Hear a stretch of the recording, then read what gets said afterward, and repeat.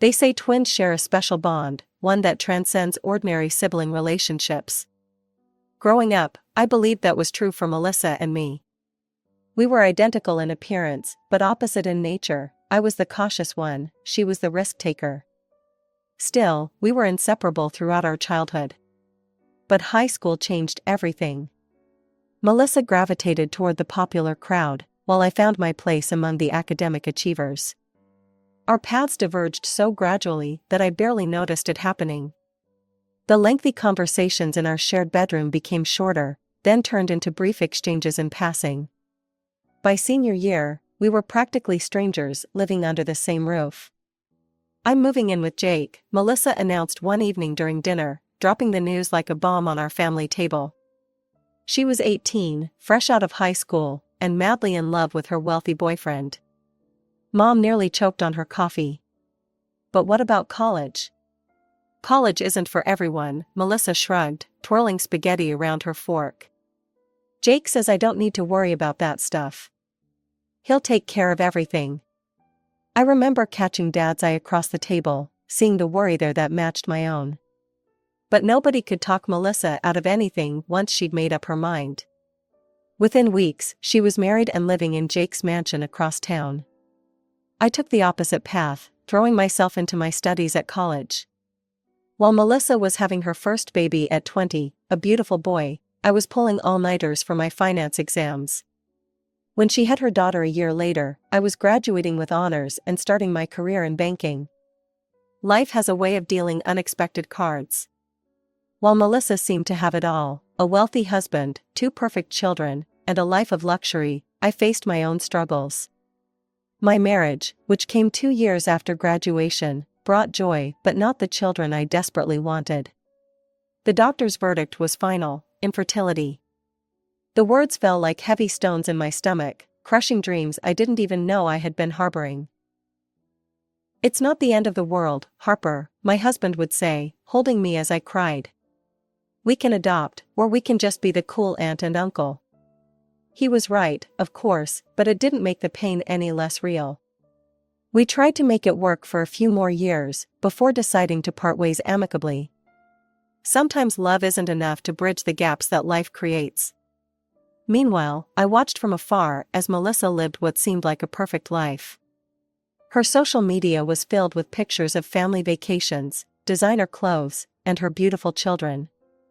I felt a complex mix of emotions: happiness for her success and envy for her ability to have children. One morning, my phone exploded with messages and missed calls. Jake had discovered Melissa's affair, or rather, affairs. But that wasn't even the worst part.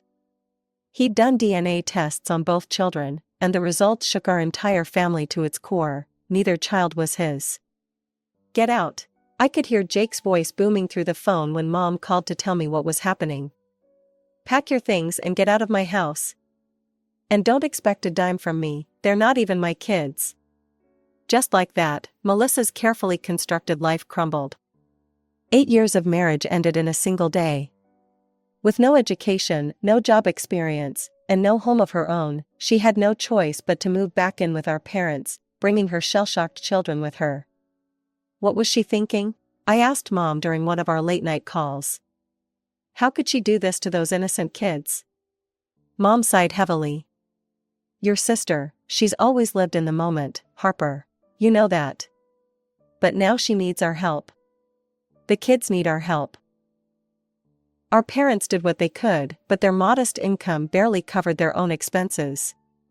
As department head at the commercial bank where I worked, I had the means to step in. At first, I simply transferred money to Melissa's account, thinking she would use it for the children's needs. That illusion didn't last long. One day, I stopped by their house unexpectedly and found the kids wearing worn-out clothes while Melissa strutted around in a brand-new designer outfit. "What are you doing?" I confronted her in the kitchen, keeping my voice low so the children wouldn't hear. "That money was for the kids." Melissa rolled her eyes, checking her reflection in a gleaming new compact mirror. "Look, Harper, I need to look good. How else am I supposed to find another husband? You don't understand, you've got your career, but I need to secure my future." By spending your children's money on makeup and clothes? I couldn't believe what I was hearing. Oh, please. She snapped the compact shut. Not everyone can be perfect, Harper, with her fancy job and her moral high ground. I need to get back out there, find someone new. Someone with money. That was the moment I realized I couldn't trust my sister with the children's welfare. From then on, I took matters into my own hands. Every weekend, I'd pick up my niece and nephew, take them shopping for clothes, shoes, school supplies, whatever they needed. I made sure they had good quality everything, from winter coats to soccer cleats. Soon, it became our routine. The kids would spend weekends and holidays at my house, where they had their own rooms set up. We'd go on little adventures, museums, parks, movies. I taught them to bake cookies, helped with their homework, listened to their stories. The day everything changed started like any other. I was at work when I got the frantic call from Mom. Her voice was shaking so badly I could barely understand her words. Harper, you need to come over right now. It's Melissa. She's gone. I found them in the living room, Mom crying on the couch, Dad holding a piece of paper in trembling hands. The kids were at school, thankfully, unaware that their world was about to be turned upside down again. She just left, Dad said, handing me the letter. We found this morning. The letter was typed, not even handwritten. Classic Melissa, she couldn't even be bothered to write by hand when abandoning her children. Dear family, I've met the love of my life. He's everything I've ever wanted, and we're moving to another state to start our life together. He doesn't want to raise other people's children, and honestly, neither do I. They'll only get in the way of my happiness. I had to stop reading for a moment, my hands shaking with rage. But the next part made my blood run cold. Harper, I'm actually doing you a huge favor. You're infertile and will never have children of your own. So here you go, you can have mine. Consider it a gift from one sister to another. How dare she? I crumpled the paper in my fist. How dare she use my infertility like that? And the kids, they're 13 and 12. They're not puppies you can just give away. Mom wiped her eyes. What are we going to do? We can't raise them at our age, Harper. We're too old, and with your father's health. I'll take them, I said without hesitation. They practically live with me anyway. I'll get a lawyer first thing tomorrow. The legal process was surprisingly straightforward, mainly because Melissa made it clear she wanted nothing to do with it. When she was summoned to court for the custody hearing, she didn't even bother to show up. Instead, her response came in the form of a notarized document, a complete waiver of her parental rights.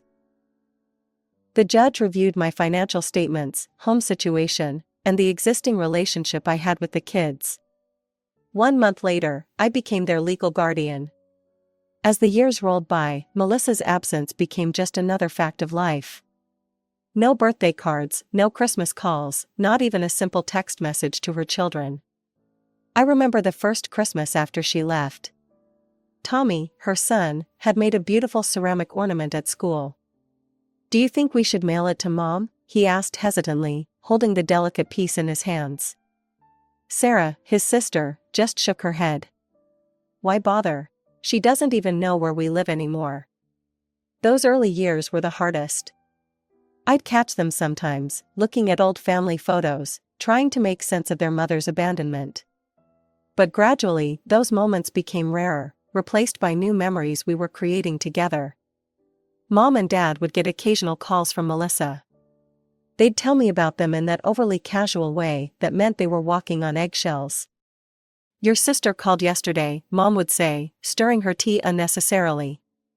She's doing well, very well actually. Did she ask about the kids? I'd always ask, already knowing the answer. Mom would look away. She was in a hurry, you know how it is. But I did catch glimpses of Melissa's life, usually by accident.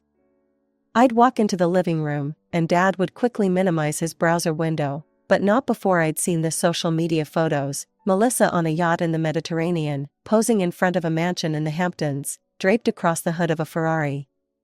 Must be nice, I'd mutter, watching Mom hastily close the laptop.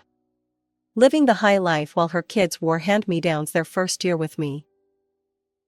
"Harper," Mom would start, but I'd cut her off. "No, really. She's got enough money for designer handbags, but couldn't send Tommy a card when he made honor roll? Couldn't spare a few dollars for Sarah's dance recital costume?" Eventually, I stopped looking, stopped asking, stopped wondering. My life became a well-choreographed dance of work and family responsibilities. I threw myself into my role at the bank during the day and helped with homework at night. Weekends were filled with soccer games, dance recitals, and science fairs. Dating? That took a back seat. A few men came and went, but none understood that my kids came first. Yes, my kids, because that's what they had become. The children thrived despite, or maybe because of, their mother's absence. Tommy showed an aptitude for numbers early on, always helping to balance my checkbook, investing his allowance in stocks by the time he was 16. Sarah inherited my love for debate, turning every dinner discussion into a friendly courtroom drama. "You should have been a lawyer," Sarah told me one night during her senior year of high school, as we pored over college applications. I smiled. "One lawyer in the family is enough. Besides, who would help your brother understand finance?" "Mom," Tommy called from the kitchen. He'd started calling me that somewhere along the way. "You know I'm better at finance than you are." He wasn't wrong. By the time college acceptance letters started arriving, Tommy had already lined up an impressive internship at a leading financial firm. Sarah, meanwhile, had her pick of top-tier law schools. Writing those tuition checks wasn't easy. Prestigious colleges don't come cheap, but seeing them flourish made every sacrifice worthwhile. I sold my vacation home in the mountains, took extra consulting jobs on weekends, and never regretted a single penny. The pride in their eyes when they called me Mom was worth more than any yacht or mansion their biological mother was posing in front of on social media. We had built something real, something that couldn't be captured in a carefully staged photograph or measured in dollar signs. My 50th birthday wasn't something I planned to celebrate big, but Tommy and Sarah insisted. "It's a milestone, Mom," they said, and before I knew it, they'd booked the finest restaurant in town and invited everyone, my parents, old friends, colleagues, the whole extended family. The evening was perfect. The restaurant's private room buzzed with laughter and conversation, wine flowed freely, and stories from the past 2 decades filled the air. I sat there, watching Tommy charm the room with his financial wit while Sarah kept everyone entertained with her courtroom tales. "Aunt Harper, Mom," Tommy said, tapping his glass for attention. "Could you come outside for a minute? We have a little surprise for you." The cool evening air hit my face as we stepped outside. There, parked right in front of the restaurant entrance, stood a brand new Mercedes, wrapped in an enormous red bow that fluttered in the breeze. What is this?" I stammered, as Sarah came up behind me. She wrapped her arms around me, tears already streaming down her face. "This is for you, Mom. Because that's who you are to us, our mother. Not just our aunt who took us in, but the woman who raised us, who loved us, who made us who we are today." I couldn't hold back my own tears then. Behind us, party guests spilled out onto the sidewalk, gasping and applauding. My parents stood in the doorway, Mom wiping her eyes with a tissue. We took photos together, me and my children posing in front of the car, all of us grinning through happy tears. Later that night, I posted one of the pictures on social media with a simple caption, "Blessed beyond measure by these 2 incredible humans who call me Mom. Best birthday gift ever, not the car, but their love." 3 days later, my phone rang. The number wasn't saved in my contacts, but I knew instantly who it was. "How dare you?" Melissa's voice crackled through the speaker. "That car should be mine." I gripped the phone tighter. "Excuse me? Don't play dumb, Harper. I saw the photos. Those are my children, and that should be my car. We're twins, it was my 50th birthday too. And I'm their real mother." Real mother? I couldn't keep the anger from my voice. Where was their real mother when Tommy needed surgery for his appendix?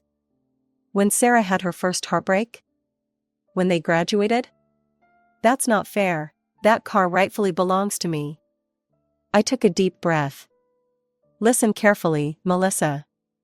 First, they're adults who can decide for themselves who to give gifts to.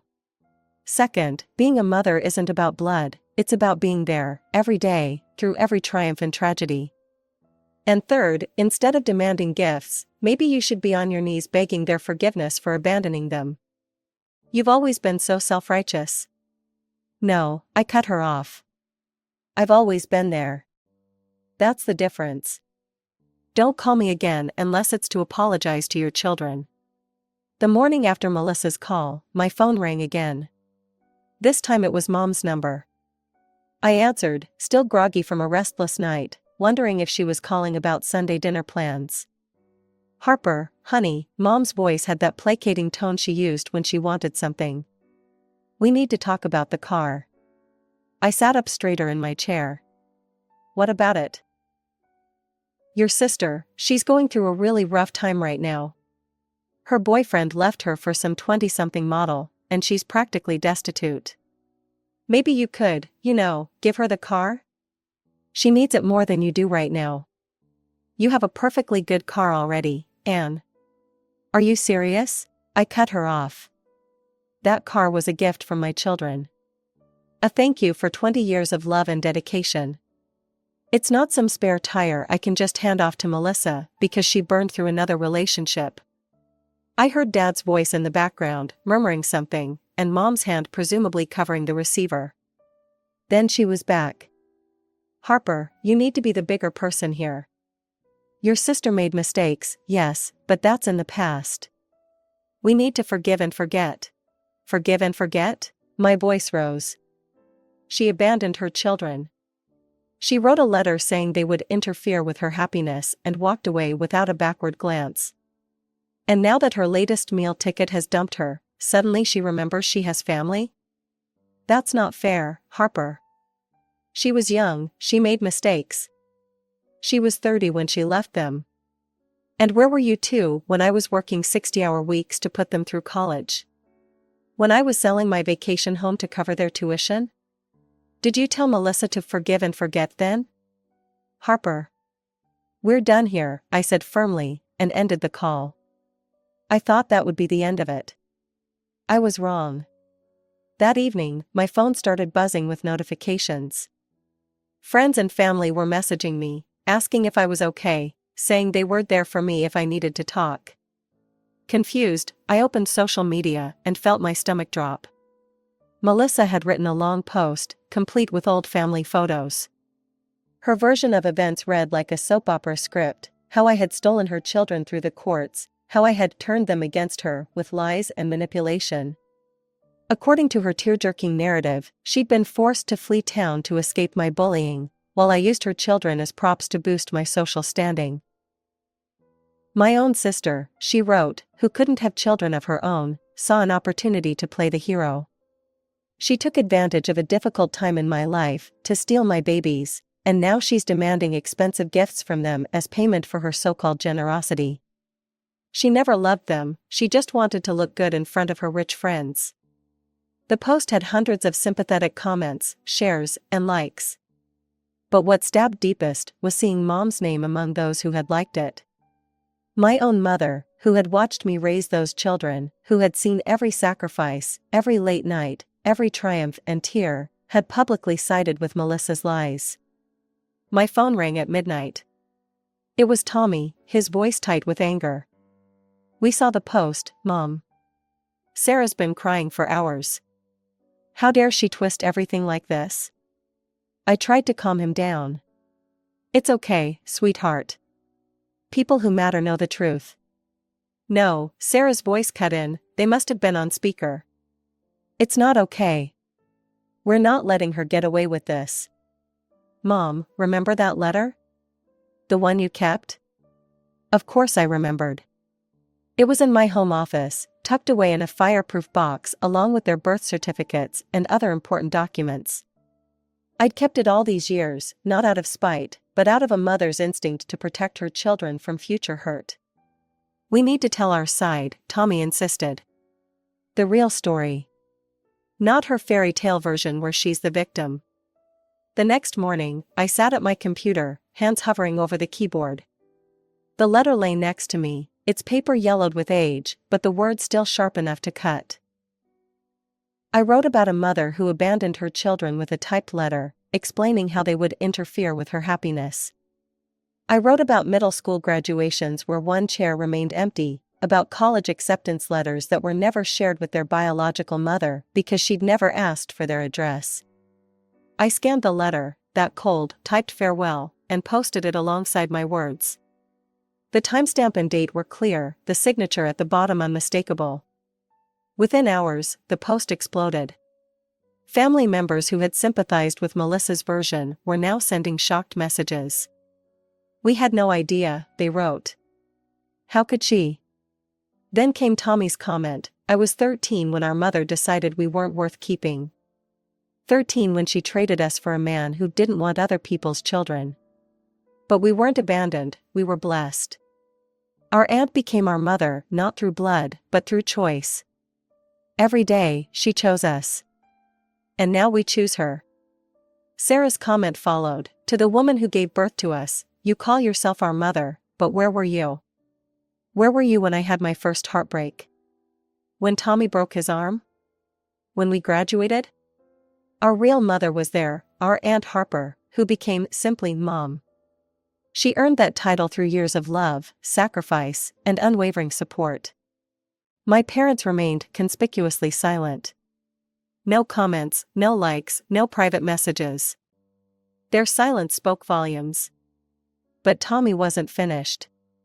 He called me one evening, excitement in his voice. "Mom, I've been working on something. I think it's time to show everyone exactly what family means." The video he created brought tears to my eyes. Set to gentle music, it showed our life together over the years, photographs and clips he'd gathered from family members and our own albums. There I was, cheering at Tommy's first soccer game, helping Sarah with her science project. Birthday parties where we laughed over homemade cakes, Christmas mornings unwrapping presents in our pajamas. Graduations, high school and college, where I beamed with pride, adjusting their caps and tassels. "Post it," Tommy said softly. "Let this be the final word." The video ended with recent footage from my 50th birthday, the three of us hugging in front of the Mercedes, genuine joy radiating from our faces. The caption was simple: "Family is built with love, not blood. Thank you, Mom, for choosing us every single day." The morning after we posted the video, my mother called. I almost let it go to voicemail, but some old habit made me answer. "How could you do this to your sister?" Her voice trembled with anger. "Humiliating her in front of everyone like that. You've always been jealous of her, always trying to prove you're better." "Stop right there," I interrupted, surprised by how calm I felt. "I didn't humiliate anyone. I simply showed the truth, with proof. It's time to let go of the past, Harper. What's done is done. You need to take down those posts and apologize to your sister. She's living with us now, you know. She has nothing left." I looked at the framed photo on my desk, Tommy and Sarah at their college graduations, both of them hugging me tight, their faces glowing with pride and love. "No, Mom, I won't apologize for telling the truth. And I won't pretend the past didn't happen just because it's convenient for you and Melissa. Harper.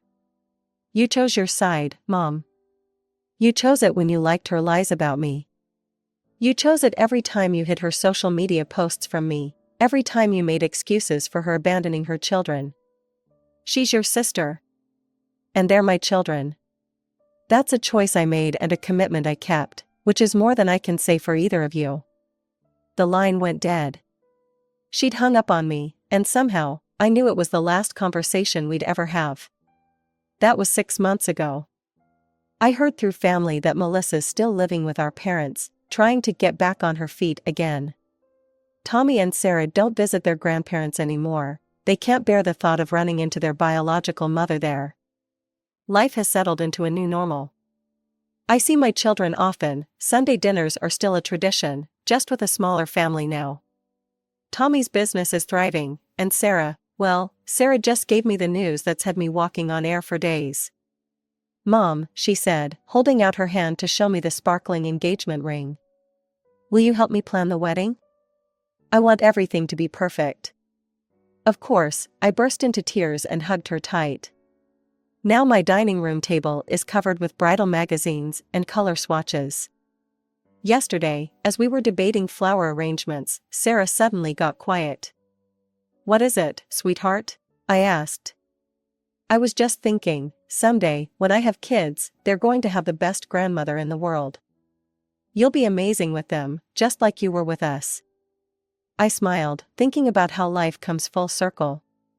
Years ago, doctors told me I'd never have children of my own. They were wrong. I ended up with 2 amazing children who chose me just as much as I chose them. And now, as I help plan my daughter's wedding, I look forward to the next chapter of our story, one that will be filled with even more love, more joy, and maybe, just maybe, the pitter-patter of little feet calling me grandma.